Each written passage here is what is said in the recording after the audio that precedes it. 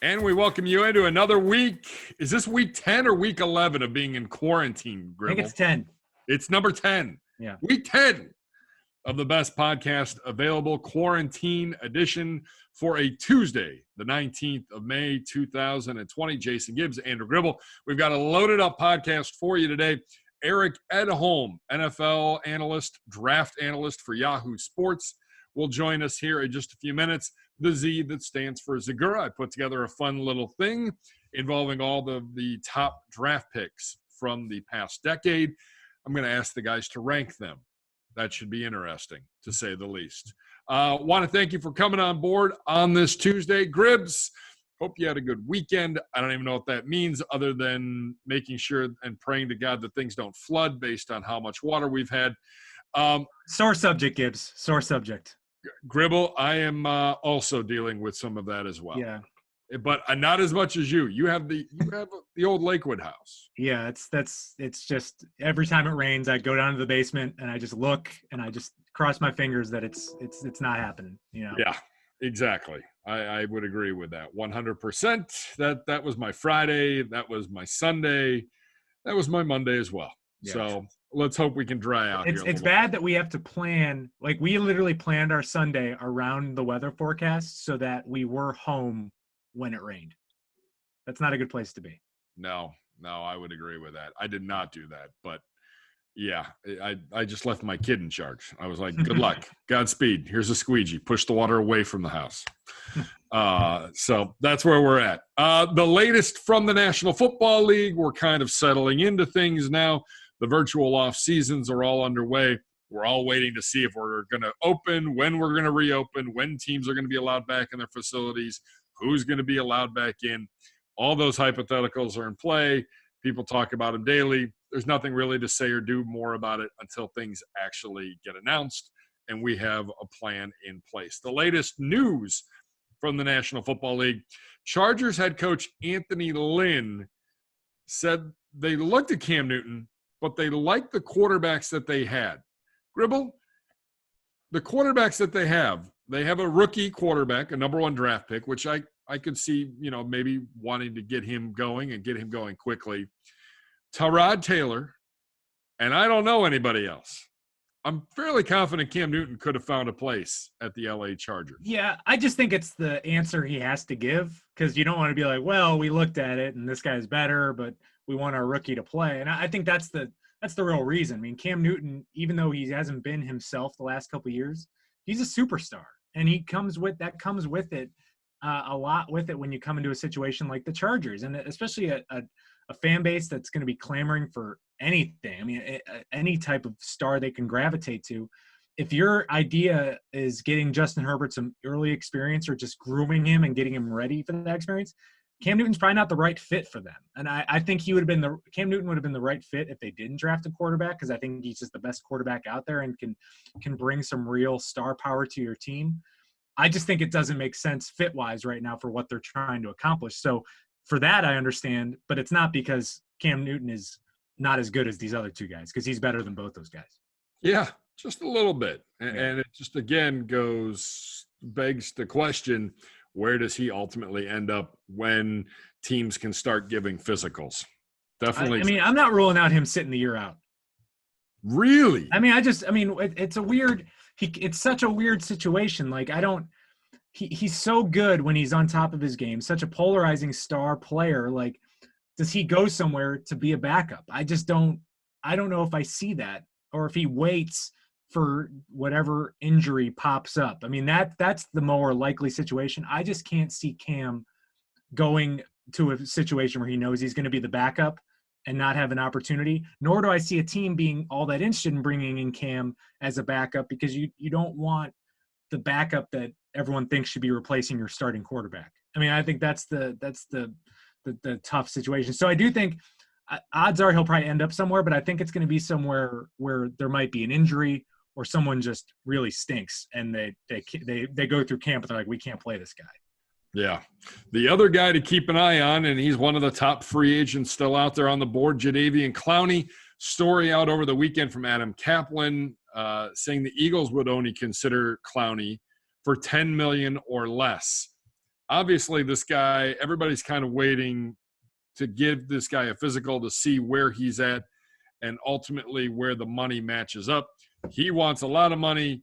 It's really starting, the longer this goes on, Gribbs, it's moving closer to 10 million than 20 million a year, I think, that the Clowney camp was looking for. Yeah, though I do think this is going to be like one of those like late free agent signings you see in baseball all the time, where someone doesn't sign for months, but then they sign this huge deal at the end. I could still see the numbers working out where Clowney's probably not getting 20 million a year, but 10 just doesn't seem right for the kind of talent he is and the age where he's at. I think he'll end up getting more than that. It's just interesting to see how this is playing out, but he's too good of a player to be on the sidelines and too good of a player to be taking that maybe that low of money in that year. He's not in a position where he has to prove it. I mean, this is a quality player that may not, his sack numbers don't justify the impact he has on the game. And I think that eventually he's going to get somewhere for a pretty decent amount of money. Whether or not, I mean, maybe it is a 1-year deal, but I would imagine that 1-year deal would be more than 10 million. Yeah, whether it's Newton, whether it's Jadeveon Clowney, they have time. I mean, really, we think that training camps are going to start on time, and that would be the end of July. Until then, there's not really a lot going on in any NFL buildings, so there's still plenty of time to see how those things play out ultimately. Yeah, and you're limited in your ability to visit places, and I think that might be playing a factor into this. I mean, we remember like the world tour that Gerald McCoy went on last year. It was what was it? Yeah. Late May. I mean, this was the time that he was going, because it was right around that time that we announced the draft is coming to Cleveland. So yeah, I mean, this is one of those things where he would maybe be on this like well chronicled media tour of facilities that just can't happen right now. And so I think that might be inhibiting whatever process that leads to him signing somewhere. But I imagine he'll be somewhere for training camp. Yeah, I would agree with that as well. One other thing from the weekend, Gribbs, and it's a handful of guys. And I saw a couple tweets over the weekend, where players are saying, hey, it's just a handful of guys making stupid decisions. Don't hold it against the rest of the league and the guys that are working hard in the offseason. But, it was a little concerning, I think, a handful of players around the league. No one with the Browns, which we're so happy. It's another offseason where so far so good, and it's been pretty quiet. A handful of players around the league involved in legal issues over the weekend. Should it be a concern for the league? I mean, these guys, for the most part, should be in their respective cities working with their respective teams, but yet everything that's happened has happened over the last 72 hours, and that's usually when the guys would have been off and traveling anyways. Virtual offseason or regular offseason workouts usually happen Monday through Thursday, and then they have the weekend off, and a lot of them scatter Thursday afternoon and would go other places and be back for Monday. So are you concerned about it? Not concerned about it? I'm not concerned yet. I mean, it's not great. I mean, and you hope I think the NFL has done a pretty good job these last few years of cleaning up some of these things. I felt like these used to be more of an issue maybe 5 or 6 years ago where these things were cropping up all the time. I just think that I don't necessarily buy the argument about being in the hometowns, because like you said, these guys are on planes almost every weekend out of these places during this portion of the calendar. Now, say if this reached July and you're not doing training camps yet, and this stuff was happening, they'd be like, okay, this is when they're in lockdown mode for training camp. They really don't have time to really do anything outside of eat, breathe, and play football. So I think that I don't buy the hometown argument right now, just because I think that they would be back in these places on weekends no matter what. So I'll chalk it up to a rough weekend, and hopefully players learn from the negative exposure it brings. I mean, even in incidents where ultimately, if you are proved innocent, you really can't get over that day of negative headlines that affects you, and that follows you for the rest of your career. And I think that players know that. And when they see other players go through that, and they don't want to be that, you don't want to be that guy. You just don't want to. So I think that a weekend like this can serve as a stark reminder. And I imagine a number of coaches in their virtual offseason programs will bring that up when they're meeting with their players this week. Especially with a holiday weekend coming up. Mm-hmm. I don't know what really that means for all of us, but it is a holiday weekend. and technically the start of the summer season. So something that bears watching here in the next few days and for the following week. All right, Nathan Zegura comes your way in about 20 minutes or so. Right now, though, and earlier in the day, we had a chance to sit down with Eric Edholm, our good friend, NFL draft analyst, NFL analyst from Yahoo Sports. Been doing it for a long time. He's very good at what he does. And we wanted to get his thoughts on the Browns draft, the Browns offseason, and just the vibe around the National Football League as we continue through this offseason that has been unlike anything that we've ever experienced before. Have a listen, have a watch. Happy to be joined on the best podcast available by our good friend. He spent many a time appearing on our radio show, Cleveland Browns Daily. Eric Edholm, NFL draft analyst, NFL analyst from Yahoo Sports. Been doing this for a long time, and we appreciate the time today, sir. I hope you are well during this time. I know you've got young kids, right?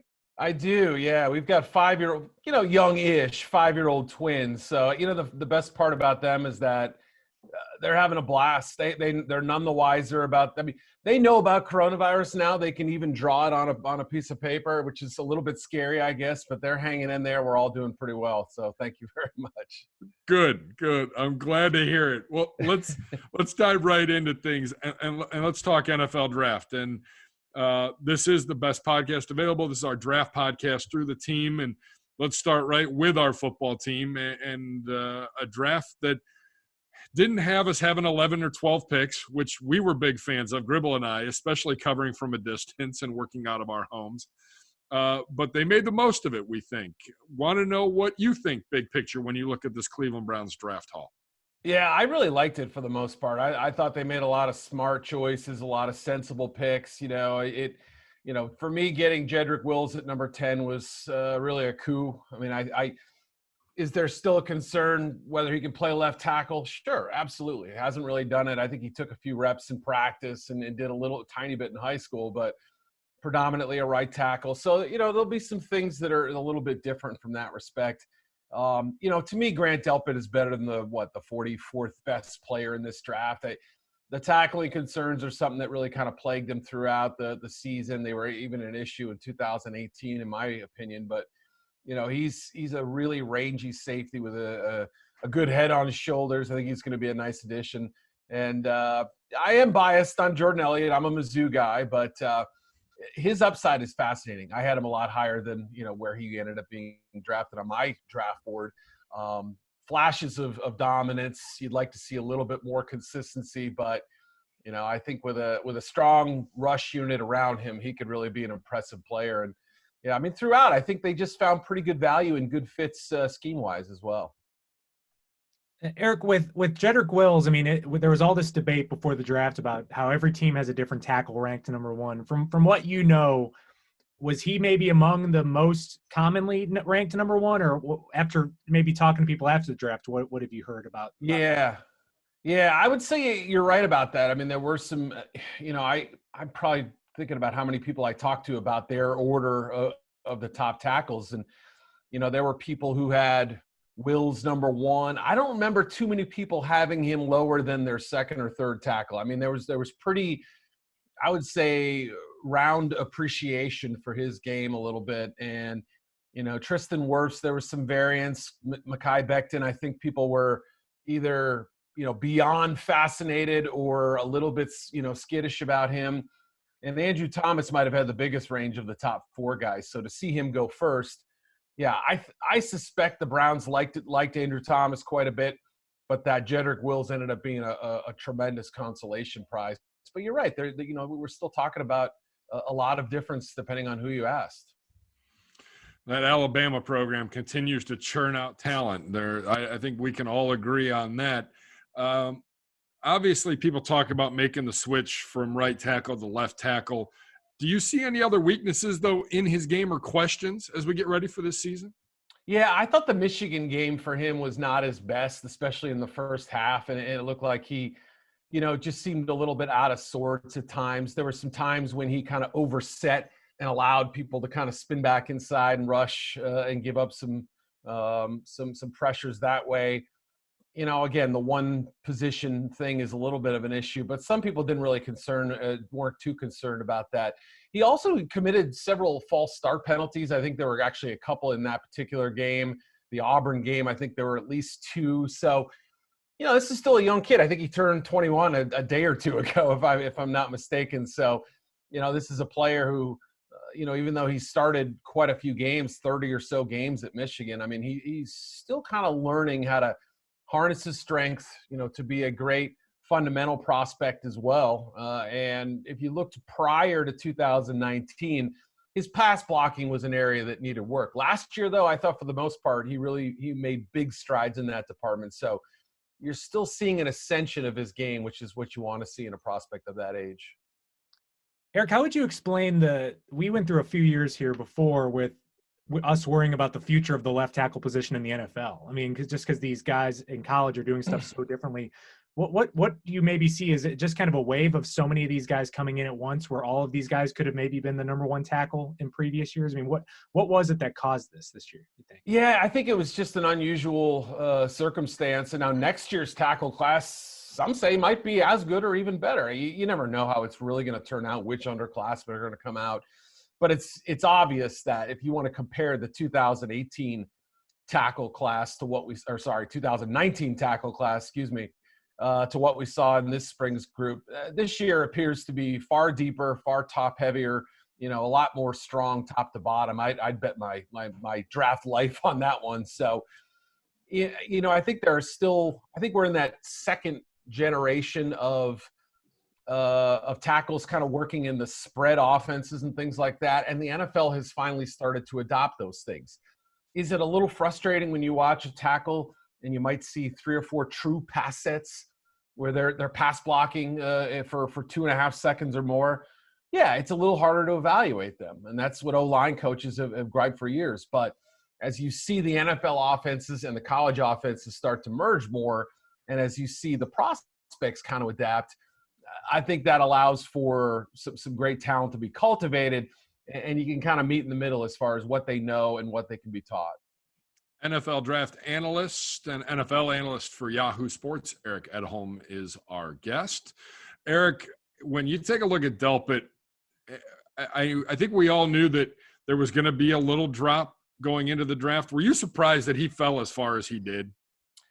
I think since about the combine, and I don't remember exactly when I, started, it became clear to me at some point in January, February, that he was probably not, the odds against him being a first-round pick were higher than him being a first-rounder. So I think the tackle concerns were a little bit of an issue. The fact that he couldn't work out at the combine, really, that's probably when I realized, we're really going to work against him. And then, of course, the coronavirus stuff, obviously preventing pro days from happening.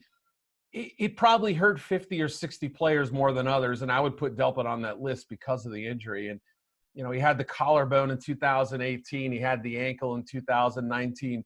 Are we going to suggest he's now injury prone? Probably not. But the fact that he wasn't able to perform and test was sort of a big deal. But, I still saw him as a very early second-round pick. And, I thought about like Landon Collins going, 33rd overall a couple years ago. They're not the same player, but, I could sort of see – I was sort of thinking he'll go somewhere in the 30s. So to get him, 4 picks into the 40s, I think is a nice value for him. And I think he'll end up proving his worth beyond where he was picked. Now, Eric, is there such a thing as setting the bar for yourself too high in your early seasons in college where, obviously Delpit had an insane sophomore season. We see this with quarterbacks a lot, like Jake Fromm. Way better earlier in his career than later. How much do scouts worry about when a performance drops off when it's getting your draft time as opposed to ascending at that point in time? That's a great observation, too. And I think it was true with Justin Herbert, right? I mean, 2017, when he started out, it was like, well, here's your future number 1 pick in the draft. He ends up going 6th overall, and people are saying, what a bum, that guy stinks. I mean, obviously, it's the fact that we've been watching him and can now nitpick him, and we're expecting every year to take these incremental gains, rather. Look, it sometimes doesn't happen that way. Trevor Lawrence took a step back last season. At least early on he did. By the end of the year, we saw a prospect playing at a pretty darn high level. Sometimes we set our expectations too high. it's probably less of a concern in the scouting community, but it does worry them to a certain extent that if a player starts out with a great freshman year or a great sophomore year, and then people start to figure him out or defend him better or find ways to sort of circumvent that prospect from making as many plays, then it's a problem. Then it's a tangible issue of, was this guy just flashing one move or one trait or one aspect of his game? And if you stop that, he's done. In the case of Delpit, or somebody like that, I don't necessarily think, his playmaking ability in 2018 was incredible. Did he deserve to win the Thorpe Award last year? Probably not even on his own team. I think, Darryl Stingley Jr. might have been the better defensive back on his own squad last year. But, I don't necessarily think that's a case for case situation where a guy plays well one year, regresses a little bit, and thus he's headed in the wrong direction. All right, so the other draft picks, we talked a little bit about Elliott, Delpit, Wills. Jacob Phillips, the linebacker out of LSU, Harrison Bryant, the tight end from Florida Atlantic, Nick Harris at center, Donovan Peoples-Jones, the highly talked about wide receiver out of Michigan. Is there a name out in that group that stood out to you, like the late day 2 and the day 3 picks that the Browns made? Yeah, they're all pretty interesting. I mean, at one point I had Peoples-Jones just inside my top 100 because, I felt like talking to people around the league. They said because of his athletic skill, he had a chance to go in the top 100. I ended up moving him back a little bit. And he went a little later than I suspected. I still thought, even in this great class of wide receivers, he'd go higher.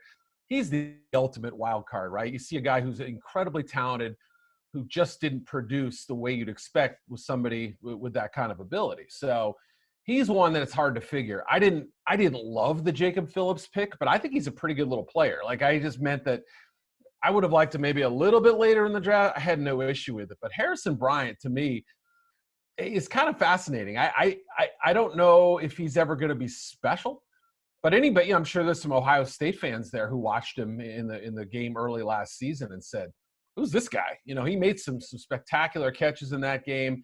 He won the Mackey Award, which for a player from that level of competition is pretty darn impressive. Now, don't get confused. I don't think he's ever going to be a great inline blocker, but he gives the effort you want. I think he'll contribute on special teams. He's got good hands and could be a very good number 2. And as we know, it sounds like Kevin Stefanski wants that kind of 2 tight end unit to really kind of diversify the offense and give as many looks as possible. So I get it. I understand why they picked him. And I think that choice may end up being a pretty savvy one when we look back in a couple of years. Eric, you mentioned you're in the Jordan Elliott fan club, and I know that it seems like he is there's a certain group of people who just love this guy. And I want to know, what's the reason why, outside of the Missouri ties? I mean, it seems like PFF had him in the top 25, but what about him really stands out to certain people and are really high on him for that reason? Yeah, I mean, other than attending the greatest university in the world, of course, I think his quickness off the ball is something that's really impressive. And here's a player who was playing more in the 320 to 325 range at one point, was a little bit of a disappointment at Texas, transfers to Missouri. Even though he was the scout team MVP, I think a lot of the coaches felt like that first year, he still needed to sculpt his body.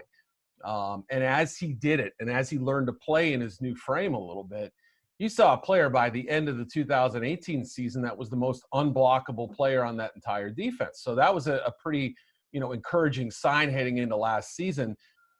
You see the big long arms, the huge hands, the quickness off the snap. He can bench press guys back into the backfield. For me, that the play-to-play consistency is really the biggest issue right there. You'll see him get high and get easily blocked, give the lineman a good target to block. You'll see him kind of take unusual angles to the ball and get himself out of gaps. So there's still a little bit of a discipline thing that needs to be taught with him. There were some people who said that he had a little growing up to do at one point. It seems like he's kind of come around on that somewhat.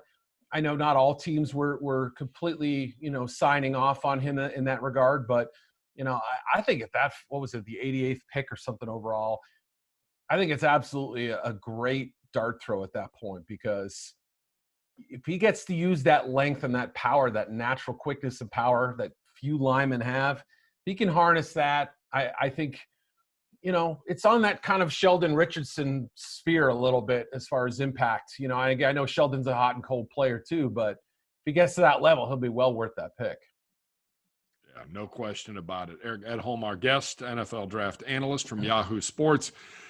What else surprised you big picture from this draft, other than if you're a fan of the Green Bay Packers, you're just figuring out what the hell your team was doing, and then the Eagles, of course, taking your quarterback and getting all kinds of news on day 2, taking the Green Bay Packers one-upping you. Here, hold my beer while I do this. Your thoughts on a crazy draft weekend, all done remotely? Yeah, first of all, just the production was incredible, I thought, to kind of merge the networks and, give people the distraction they needed. I didn't get to watch round 1 because we were doing our live broadcast that night, but watching pretty much every selection from rounds 2 to 7, I was just so blown away at the production, and have to feel like they're going to incorporate more aspects of that even when things return to normal and you guys get to kind of host the draft. So we'll see. I'll be fascinated to see what the changes are going forward, but as far as the football stuff, I mean, I get why people are confused in Philly and Green Bay to supposed contenders, why they would take quarterbacks. But I also think in this offseason, given everything we're kind of up against here, especially with young head coaches or new head coaches, the fact that there could be a quarterback injury and really kind of set yourself back without the full offseason program, we may end up looking back at those picks and saying they were smart. Is it tough to reason with now? Yes, maybe. But I think, if either one of those guys pans out, they'll be well worth where they ended up being taken. So, big picture, quarterback was a interesting lot. Offensive tackle was great. Running back, I thought there was some real skill. Wide receiver, great depth. Maybe not the high-end talent that everybody thought. And there were just certain positions that were lacking: interior offensive line, tight end. So for the Browns to get like Nick Harris and Bryant where they did, I think was pretty darn good, considering those positions were considered pretty weak coming into the draft. And for the most part, I think it showed that. Specifically, what do you think about the AFC North and which teams improved themselves, or maybe which teams didn't use this draft in the best way? Yeah, I mean, the Steelers obviously got a lot of value with the Minkah Fitzpatrick trade before they ever got here. And, of course, the Deion Bush trade also affected this draft, too. And they did pretty well for themselves. I mean, other than a couple picks, I didn't really have too many gripes. I like Chase Claypool. I think some of the other choices they made were pretty smart. But the Baltimore Ravens, to me, really made home run pick after home run pick. And I know you guys probably don't want to hear that, but, you take a strong team and you add the amount of talent they did at, receiver, obviously, with Devin Duvernay and James Prochet, linebacker with Patrick Queen and some of the other selections like Malik Harrison there as well. They doubling up at positions isn't always a smart thing to do, but it is in this case because they're different styles of players, I think. So, it was really fascinating to see how they just went round by round and found talent, and even got a pretty good trade, I think, with New England to get extra ammo as well. So, hard not to love what they did. And, I think overall the AFC North teams did really well for themselves. I was pretty impressed. They were among, division-wise, they were among some of my higher grades that I gave out. Eric, we'll let you go with this. Your thoughts on where this league goes and what this league looks like come August and even September when we're all supposed to kick off. And yeah. Your thoughts, what you guys have heard, and what may or may not happen here in 2020. Yeah, it's obviously really hard to say, and I think as we're seeing sports slowly return, the Korean baseball, the Bundesliga soccer, we had a race yesterday, we've had a golf event now, as we slowly kind of ramp up and see how those events work, and obviously there aren't fans at these things, and we're gonna slowly have to reintroduce the idea of putting, butts in seats, so to speak. But, the NFL has an advantage that a lot of these other sports leagues don't, in that they still have a lot of time on their side. And look, realistically, are we getting, a cure or some sort of vaccine between now and then? Probably not. We're going to have to decide what we're willing to live with and what the data is showing.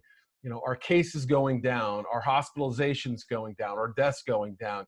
I think the NFL will consider all this, but they've been pretty darn steadfast with their idea of the league is kicking off September 10th, and here's how the schedule is, even if we built in this flexibility here to alter it if we need to. So, they've had an aggressive approach. They've had a confident approach, but I think they've also, been smart enough with it in the sense that they know they're willing to adapt if they have to.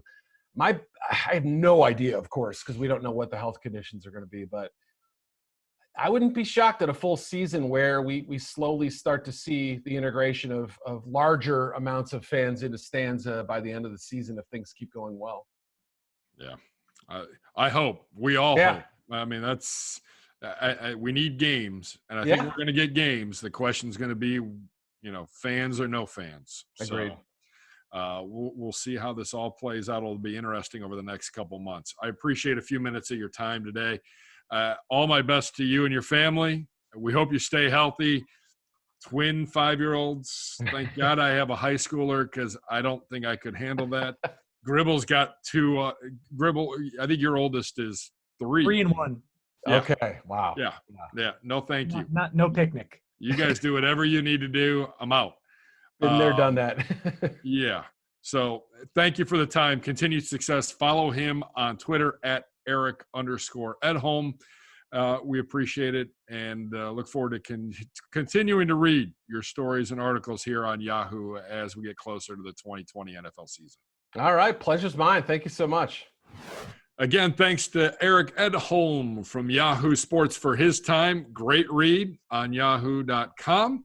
And continue to follow him through the offseason. He'll start putting together everything, by the way, for the 2021 NFL draft sooner rather than later. Hard to believe, but he has a tough task in front of him, to say the least. Zegura joins us. Hi, Z. Yes. What's up, boys? How you guys doing? Trying to stay dry, trying to figure out if our basements are going to flood or if our houses are going to flood again anytime soon. But we're surviving and advancing. Let's get done with this. Let's get done with this rain. And by the way, it's a BPA happy birthday to you over the weekend, Gibbe. Oh, glorious. Yeah. Yes. Thank you. So youthful. Yeah, it was a weird one. You get everybody. It's like, hey, we'll get together. I'm like, when is that really going to happen? Well, I appreciate it. It's like, I hope it happens sooner rather than later. Yeah. So same. We'll kind of see how things all play out. Z, Gribble, by the way, sporting Gribble, you got to show it. It's the old school Sonic shirt. It's a great one. I'm here to defend that team's honor just a bit. It was not rightfully portrayed, I would say, in The Last Dance. No, one of my favorites. Actually did a pretty good job. He did a pretty good job on Jordan to be dismissed the way he was. It was just so flippantly dismissed. I mean, come on. Like, at least concede a little bit that he made your life a little bit more difficult. Yeah. Agreed. Come on. Yeah. And Sean Kemp was treated like an afterthought. Like he wasn't even on that team. He had a great finals. One of my greatest jersey ownings was I had one of those Sonics jerseys, reversible Gary Payton jersey. Oh, wow. I don't see those reversible ones anymore. Was it green and white or green and red? Green and white. Green and white. Oh, yeah. Gribble, where the hell does one get when you were a Ute? Yeah, that was a darker period in Cavs fandom, I would say. Not the greatest Cavs years. The Sonics are my other team, and I'm one of these people that had to come around to Michael Jordan post-career. I didn't like him when he played. He always beat my favorite team every year. Yeah. So I was rooting against Michael Jordan in all. I would say I wasn't old enough to really root for anyone in the Lakers one, but I was rooting against him in all 5 of those finals that he won after that. It was a rough place to be. It didn't work out very well for you, Gribbs. No, it work out well. It was a rough place to be. Yeah, I totally agree. He was public enemy number 2. Public enemy number 1 was John Elway. But public enemy number 2 was Michael Jordan, and they were like 1A and 1B. The Cavs had a finals-worthy team in those few years that were just taken away by Jordan. I mean, there was just no chance. Yeah, nope. I agree. I don't. It'll be interesting to see. I mean, I guess ESPN's next big thing is the Maguire-Sosa deal, but the Last Dance was pretty spectacular. I don't care if it's only Jordan's point of view and that very little's talked about in terms of Charlotte and Washington. People were like, well, it's super one-sided. Yeah, okay, fine. Yeah. It was a pretty entertaining 10 hours in my life, and Yeah, I was totally fine with it. So, all right, let's get to the business of the National Football League. NFL.com last week ranked the decade's number one draft picks. My task for you both today is to rank and discuss the draft picks, number one draft picks from the past decade. Sam Bradford in 2010, Cam Newton in 2011, Andrew Luck in 12, Eric Fisher in 13, Clowney in 14, Jameis Winston in 2015, Jared Goff in 16, Myles Garrett in 17, Baker Mayfield in 18, and Kyler Murray in 2019. I don't know if it's easier because we can't write it down to go from 10 to 1 or 1 to 10. How would you guys like to start? Where would you like to start? Are we picking apart this article? Because there's one get off my lawn moment right away with this guy's rankings. I mean, that's fine. So I can go through. I can read you the rankings. Yeah. He does have in NFL.com. He's got Cam Newton number 1. He's got Luck number 2, Myles 3, Kyler 4, Goff 5, Clowney 6, Baker 7, Winston 8, Eric Fisher 9, and Sam Bradford number 10.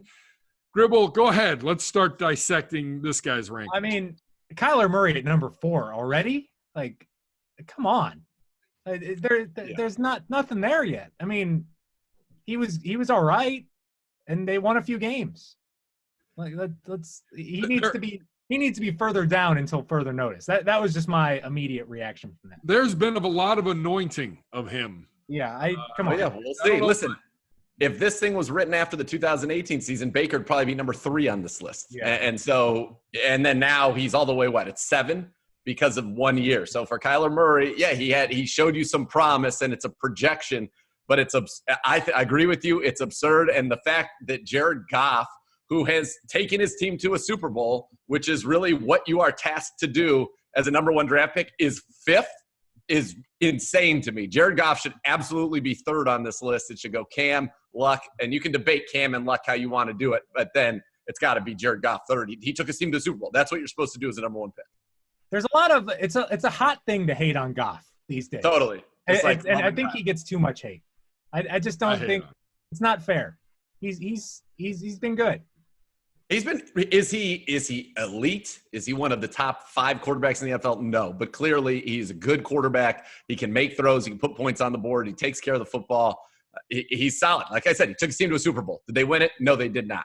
But the fact that he would be 5th behind a rookie who finished well behind him in his own division a year ago is, after 1 year, is 4th is nuts. And I love Myles. I think Myles would be the first non-quarterback on my list, but I think Myles would be 4th. I think Goff's got to be 3rd because, like I said, he took his team to a Super Bowl. And then you got a bunch of guys who are not even with the teams that draft. That's why Bradford's at 10. Jameis, I won't even, as much as I love Jameis, I won't even really argue where he's ranked on this one per se, because you still have the unknowns with Baker and Kyler as quarterbacks to have their franchises want to stick with them, which would put them ahead of them as far as I'm concerned.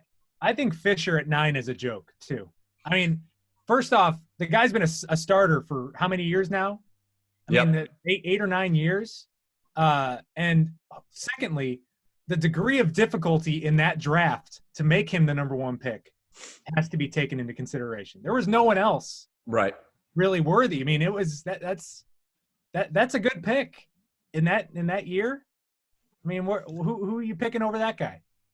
No, I think it's turned out fine. I think that was just such a bad draft. It was a bad draft, so the degree of difficulty goes up for that number 1 pick. And I mean, I would maybe rank him at this point. I would definitely put him ahead of Winston, and I'd maybe put him ahead of Clowney. I would put him ahead of Clowney. Clowney's a 3-time Pro Bowler, and Clowney, I know he doesn't have a double-digit sack season yet, but he's still been very, very good. He disrupts the game, and much more, I would say, than Fisher did. I mean, if you were looking from that draft, honestly, to me, if they were going tackle, you take Lane Johnson, right? I mean, looking back on it with the benefit of hindsight, Lane Johnson was the 4th pick. He was easily the best pick in the top 10. I mean, easily Lane Johnson. All right, so Zegura, going off of your logic, can you make the argument that Goff should be ranked higher than Andrew Luck? Should he be ranked number 2 because he did take his team to a Super Bowl? I think Andrew Luck, obviously, he got to the AFC Championship game against those good New England teams. His team was better every year that he was there. Andrew Luck, to me, if he was still playing, would probably be number 1. I think he's a better player than Cam. I mean, I just think he's a better quarterback than Cam. I think he's sensational. He's not playing anymore, but I would not rank Goff ahead of him because West 32 GM fell. Okay, you can have Andrew Luck or Jared Goff to start your franchise. Who are you going with? 32 out of 32 would say Andrew Luck. With Kim, it actually might be a little bit more varied, especially at this point. I mean, the guy doesn't even have a starting job, which is nonsense. But Andrew Luck is safely – I think those two, there's a wide gap between those two and everybody else on this list. Now, Miles has a chance to close that gap, but I think and so does Baker, obviously, and Kyler if they play well. But for now, it's those two, and then Goff is probably on his own little level, then Miles, and then everybody else. I probably would have put Luck ahead of Newton because if you ask the Colts and the Panthers, or ask the Colts, who would you rather had for this stretch of period? Because now they're both not with their teams that drafted them. I mean, I'm guessing the Colts would still take Andrew Luck during that period. I bet the Panthers might too. Yeah, and I think so. That's why I think that Cam had probably the best individual season during that stretch, but Andrew Luck played the best football over his stretch with his team during that period.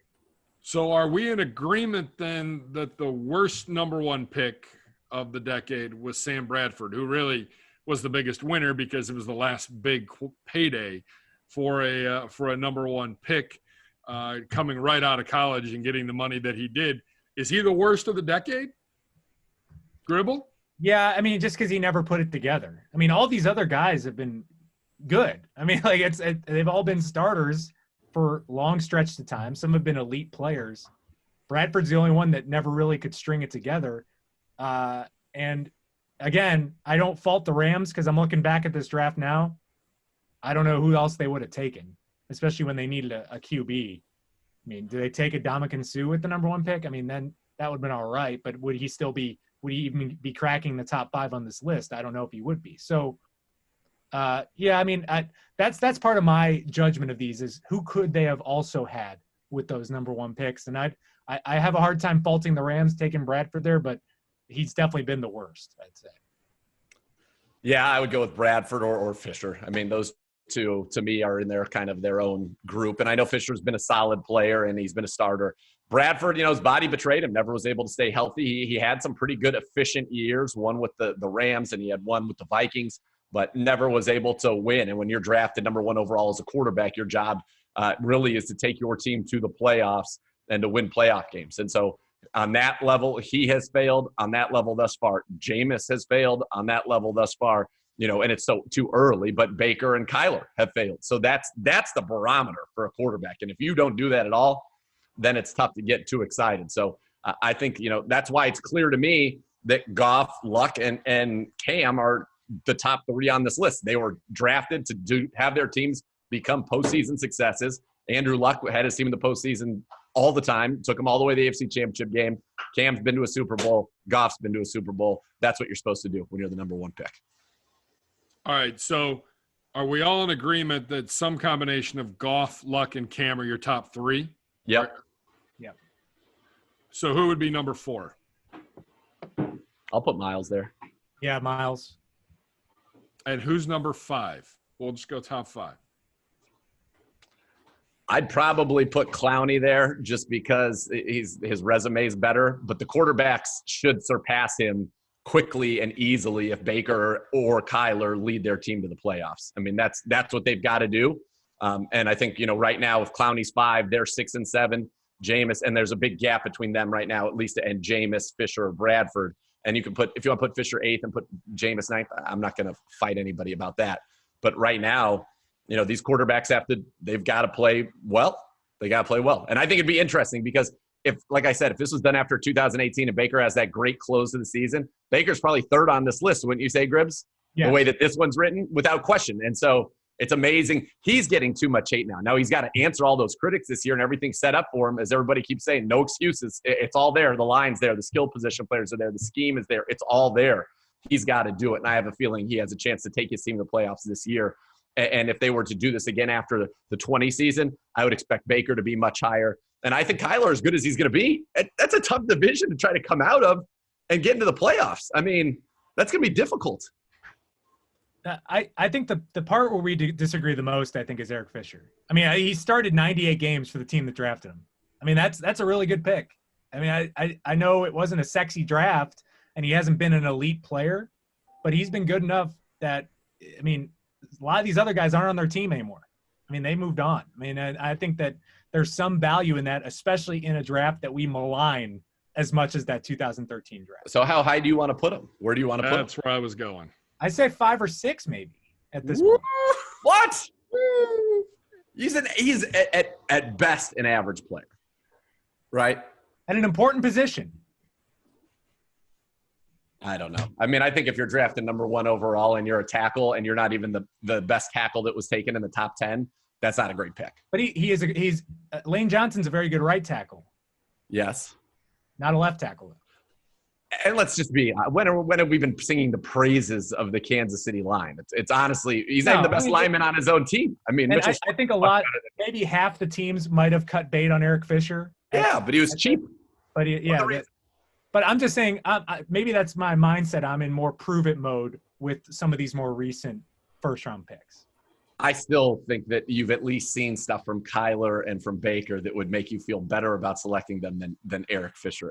Yeah, I guess I'm just valuing. I mean, that's how many people have started 100 games for the Browns recently. I mean, it's just. I mean, it's tough. I mean, I value the longevity and the consistency and knowing I have a left tackle. Maybe it's because I've lived these last couple of years without a left tackle that I'm just spooked by not having one. You know, I mean, that's the tough thing. But I guess it's just how you look at the list. I mean, I'm with Baker, Kyler, these guys. I mean, they've got these are big years for them to prove that, and even more so. I mean, Miles has proven it, but this is a big year for Miles as well. Huge. I mean, to really escalate into the upper echelon and do it for a full 16 games and really show what we think he's capable of. I think that will ultimately tell me whether we can put him above a guy like we think he's going to be a better player than Jared Goff eventually.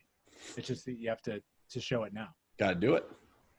Yeah. Got to do it indeed. A lot of guys that need to prove it here in 2020. Z, appreciate your time, my friend. Oh, it's always fun to stop by. And it is amazing, though. You look back at this decade of draft picks, and really there's the potential that I think you could say 6 end up being home runs. But that even shows how difficult, when you have the top pick in the draft, still how difficult it is, still how many variables and factors go into it. And it's not easy. Drafting in the NFL is not easy because, especially for quarterbacks, they can get derailed for a variety of reasons, whether it be injury, whether it be the line that's in front of them, the coaching they get, the lack of talent around them. But I think it's an interesting exercise to look at it and say, you know, as you sit here beginning the next decade, Cam's doesn't have a home. Luck has retired. You know, Miles has a lot of potential. Kyler's got potential. Baker's got potential. Goff is your most accomplished everyday player right now, in a sense. And Clowney's never been the guy that you thought he was going to be. He's going on his 3rd team. Right. He's also expensive. So there's like, for example, if Eric Fisher was demanding the money, he probably wouldn't be back. They were commanding the money. He wouldn't have been back with Kansas City. But no, that's what's amazing about these things. You talk about every year somebody's generational. Every year somebody's, you know, the best they've ever seen at this position. It's hard. It's hard being great in the NFL. It's hard. And it takes a lot more than just talent. But you would say not a true, maybe Bradford's the closest thing, not a true bust on this list yet. No, fair. I would say that there's no like total swings and misses. Yeah. I think Bradford would be the closest. But again, that goes – it's hard to blame injury for somebody's career completely being derailed because he did have some good stretches and has shown the ability to play good football. It's just he never could stay healthy. Yeah.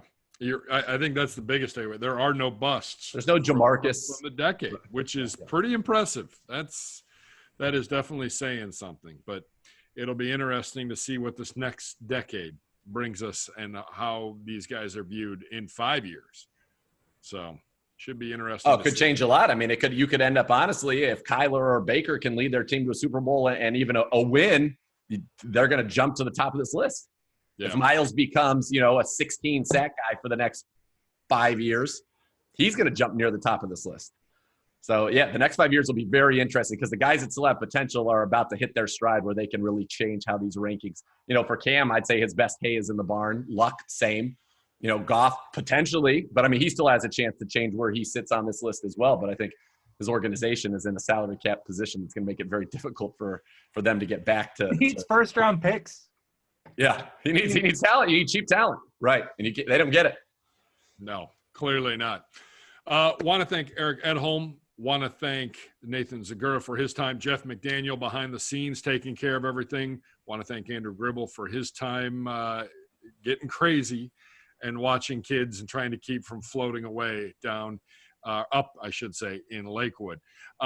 Want to thank you all for listening and for watching. Make sure you log on to clevelandbrowns.com or wherever you get your podcasts. Like and subscribe today to the best podcast available. Also, you can watch us anytime on our YouTube channel, youtube.com/Browns. For Andrew Gribble, for Nathan Zegura, I'm Jason Gibbs. Thanks for watching. Thanks for listening to the best podcast available.